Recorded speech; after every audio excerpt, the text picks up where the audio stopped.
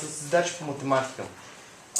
Като друго много важно нещо за нас е да направим задачите по такъв начин, ще винаги да бъдат интересни за децата. Тоест, ако веднъж си играли една игра, следващия път, когато си я пусне, тя отново да им бъде интересна.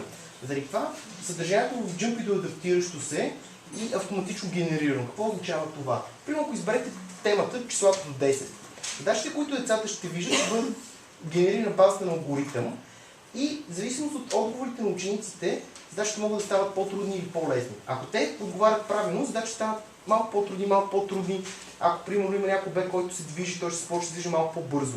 Обаче, ако те дават грешни отговори, т.е. ако те не се справят добре, ние ще адаптираме съдържанието, така че то да стане по-лесно.